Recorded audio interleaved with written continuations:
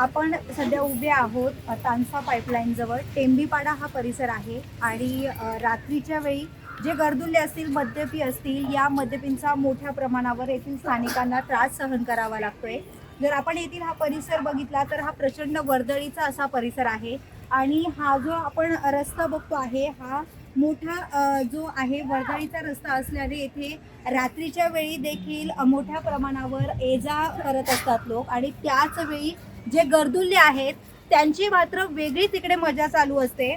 जर आपण येथील संपूर्ण जो परिसर बघितला तर येथे मद्यपींच्या ज्या याच्या बॉटल असतील त्या फोडलेल्या आहेत किंवा इकडे जे संपूर्ण स्ट्रीट लाईट आहेत, जे स्ट्रीट लाईट देखील येथे तोडण्यात आलेले आहेत कारण अंधारात त्यांना या मद्यपींना त्यांचं जे आहे मद्यपान करता यावं किंवा दारू पिता यावी त्यांना, यासाठी या मद्यपींकडून रात्रीच्या वेळी येथील स्ट्रीट लाईट देखील तोडले जातात. त्याचप्रमाणे येथील त्यांनी जवळजवळ त्यांचा अड्डाच हा बनवलेला आहे. पण जर येथील आपण संपूर्ण परिसर बघितला तर हा रहिवासी परिसर आहे. येथे मोठ्या प्रमाणावर लहान मुलं असतील, महिला असतील किंवा वृद्ध व्यक्ती असतील यांची ये-जा सुरू असते आणि कुठेतरी या संपूर्ण गर्दुल्यांचा त्रास येथील स्थानिकांना सहन करावा लागतो आहे. आपल्यासोबत बरेच स्थानिक देखील येथे आहेत आणि त्यांना नेमका काय त्रास आहे आणि रात्रीच्या वेळी त्यांना कोणत्या कोणत्या संकटांना सामोरे जावे लागते ते त्यांच्याशी बातचीत करून जाणूया. ताई, मला सांगा की रात्रीच्या वेळी हा प्रचंड वर्दळीचा परिसर आहे, काय त्रास तुम्हाला सहन करावा लागतोय? रात्रीचे इथे लाईट नसते, अंधार असतो, जाताना येताना भीती वाटते म्हणजे आम्हा लोकांना. कारण कधी अर्धी लाईट असते, कधी पूर्ण लाईट पण नसते, तर आम्हाला खूप भीती वाटते. म्हणजे लहान लहान मुलं वगैरे असतात, खेळतात वगैरे, तर इकडे खूप भीती वाटते येता जाताना. म्हणजे असं एवढा चांगला रस्ता बनलाय पण लाईटी हमेशा बंदच असतात. नेमकं तुम्ही तक्रारी वगैरे केल्यात का? कारण आपण जर बघितलं तर इकडे स्ट्रीट लाईटची व्यवस्था दिसते. हो, मग हे लाईट तर चालू असावेत ना, मग नेमकं बंद का असतात हे लाईट?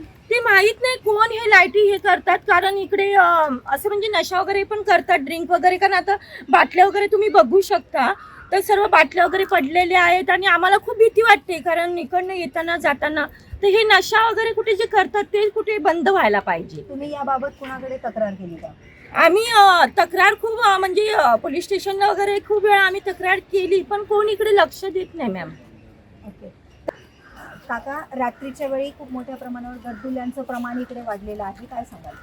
खरं म्हटलं तर हा परिसर ना प्रशासनाने खूप चांगल्या पद्धतीने केलेला आहे. कारण पूर्वी इथं सगळं झाडीवर होती, पण आता इथं ट्रॅकिंग केलेलं आहे, म्हणजे सायकल ट्रॅकिंगसाठी किंवा वॉकिंगसाठी. तर मधल्या काळामध्ये लहान मुलं किंवा आपले जे वयस्कर जे तरुण मुलं आहेत आणि जे वयस्कर माणसं आहेत ते इथं वर्दळ करतात, वॉकिंग वगैरे करतात. तर अशा वेळेस मग जे काही मंडळी जे काही इथं मद्यपान करतात किंवा काय करतात, तर त्यांच्या बाटल्या असतात दारूच्या बाटल्यावरती ते इथं अक्षरशः फोडलेले असतात इथं. मग अशा वेळेस ती लहान मुलं जी चालतात किंवा जे वयोवृद्ध असतात त्याला कोणाच्या पायाला काही इजा होऊ शकते, काय होऊ शकतं. शिवाय जे का ते स्ट्रीट लाईट आहे त्याच्यात काय कनेक्शन जाणीवपूर्वक तोडले असतील, काय झाले असतील. मग अशा वेळेस अंधाराच्या वेळेस जे आता इकडं कसे रात्रीचे त्याला घरं लागून आहेत काय लोक, संध्याकाळच्या वेळेस सगळं रात्री जेवण झालं की काही मंडळी आपली इथं मस्त आपल्या गप्पा टप्पा करत असतात किंवा त्यांची मुलं अशी वर्ग करत असतात. तर अशा वेळेस जे काही काचेच्या बाटल्या असतात, काचेचे तुकडे असतात, ते त्यांच्या पायाला लागल्यानंतर त्याची खूप मोठी हानी, त्याची खूप मोठी इजा होऊ शकते. रात्रीच्या वेळी जेव्हा गर्दुल्ले इकडे येतात, तुम्ही वारंवार तक्रारी देखील केलेल्या आहेत, कुठेतरी त्या तक्रारींचं निवारण केलं जात नाहीये, काय सांगा? 2-3 वेळा तक्रारी केल्यात पण तक्रारीकडे दुर्लक्ष केलं जातं आणि जाणून बुजून केलं जातं का काय आता मला माहीत नाही. याच्यावर कोण प्रशासन दबाव टाकत आहे. आता ताईंनी 2-3 वेळा स्ट्रीट लाईट रिपेअर केल्या, पण ते मुद्दा म्हणून कोण नका जाणून बुजून त्या लाईटीच्या म्हणजे विनाकारण तोडणार फोडणार. तर आमच्या आया बहिणी इकडनं जात असतात जेवल्यानंतर राऊंड वगैरे मारतात, पण त्यांना खूप त्रास होतो. म्हणजे इव्हन ते जात असतात तरी पण ते लोक नशागंजी करत असतात, दारू पित असतात किंवा XYZ त्यांचं. माझं पण तेच म्हणणं आहे, तुम्हाला जे करायचं असेल ना तर आपापल्या घरात करायचं, जेणेकरून कोणाला दुसऱ्या त्रास नाही झाला पाहिजे. तसंच आपल्यासोबत उबाटाचे उपशाखा प्रमुख आहेत, वाघमारे सर आहेत.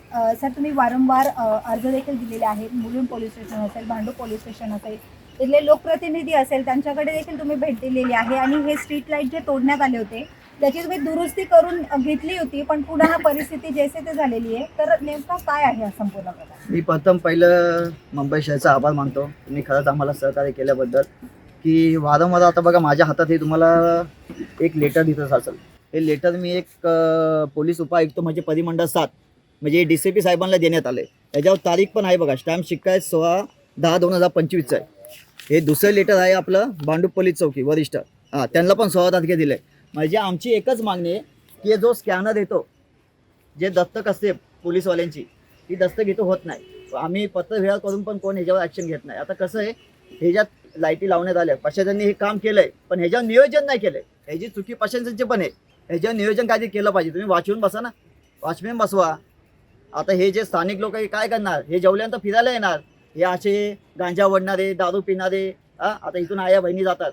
आता तुम्ही बघता टीव्हीने, आपल्या बातम्याला बघता काय प्रकरण चालू आहे. लहान लहान मुली आहे, कुठली घटना झाली तेव्हा तुम्ही जागे होणार का? हे कुठंतरी ॲक्शन घेतलं पाहिजे. म्हणून आम्ही बोललो आता एकच पर्याय आपल्याला, हे पत्रव्यवहार आता फायदा नाही, पण आम्ही तुमची साथ घेतली की मुंबई शहरकडे जाऊ आणि हे प्रकरण त्यांच्याकडे मांडू. जो स्कॅनर येतो तो स्कॅनर कुठं जातो, कमिशनच्या आपल्या कार्यालयामध्ये जातो. म्हणजे इथून बाबा कोणतरी एक शिपाई, म्हणजे कोणतरी एक बाबा राऊंडला येतो. आम्हाला तीच मागणी. आणि मेन बात, हे कुठंतरी ह्याला आळा बसला पाहिजे, नाहीतर ह्याच्या पुढं एकदम बिकट अवस्था होऊ शकते, नाहीतर कुठलीही दुर्घटना घडू शकते. आता मध्यंतरी ह्या लाईटी बंद होत्या. आमच्या नगरसेविका दीपमालाताई बडे, मी यांच्याशी संपर्क करून यांच्याशी पाठपुरावा करू, काही लोकांनी माझ्या संपर्कात पण आणलं होतं की लाईटी बंद आहे, म्हणून मी स्वतः शाखेत जाऊन त्याचा पाठपुरावा करून आपण सगळ्या नवीन लाईटी टाकून घेतल्या. आता तुम्ही बघितलं 2 पोल बंद केले. हे बंद कोणी केले? हे नागरिकांनी नाही केले, हे लहान मुलांनी नाही केले. हे केलेत कोणी? हे जे दारू पियाला बसतात, हे जे गांजा ओढायला बसतात, त्यांनी केले. त्यांची आवाज तुम्ही बघता. आता तुम्ही सांगू, हे जे नागरिक आहे ना, हे घाबरतात. का घाबरतात? त्यांचे घर बाजूला आहे. आता हाच मुद्दा ना आपण उपस्थित केला ना, तर रात्रीचे नशा करून काय करणार, ते लोकांच्या घरावर दगड फेका, लोकांना त्रास द्या. घाबरू नका. घाबरून ह्याच्या पुढे अजून प्रकरण वाढत जाणार. कुठेतरी तुम्ही हिमती ठेवा आणि पुढे या, की ह्याने तरी आपले लहान घरात मुलं आहेत, आपल्या आई बहिणी आहेत, हे कुठेतरी सुरक्षा राहिले पाहिजे. किती वाजेनंतर यांचा हा सगळा सत्र सुरू होत आहे? हा मी तर बोलतो दिवसाढवळ्या चालूच असतो. ह्याला टाइम नसतो.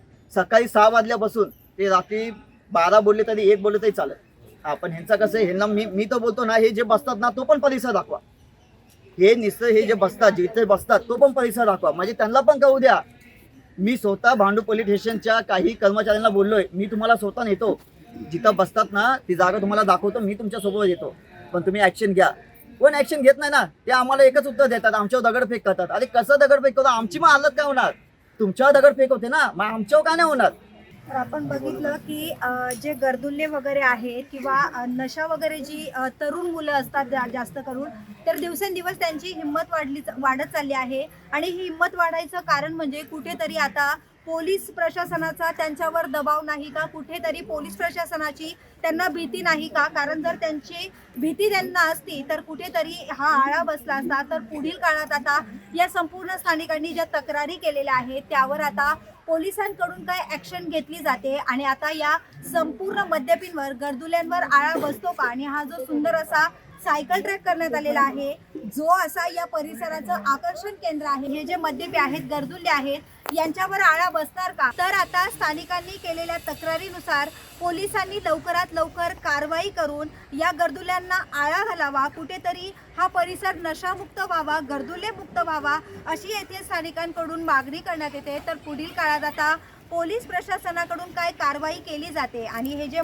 गर्दुल्ले आहेत किंवा हे जे मद्यपी आहेत, तिकडे नशा जी केली जाते त्यावर आळा बसणार का? आणि कुठेतरी आता पोलिसांची जी भीती आहे ती या गर्दुल्यांच्या मनात निर्माण होईल का? हे पाहणं आता पुढील काळात महत्त्वाचं असणार आहे. व्हिडिओ जर्नलिस्ट विशाल चव्हाणसह विद्या अमृतकार, शहर मुंबई. व्हिडिओ आवडला असेल तर लाईक करा, शेअर करा आणि आमच्या चॅनलला सबस्क्राईब करा. बेल आयकॉन दाबायला विसरू नका.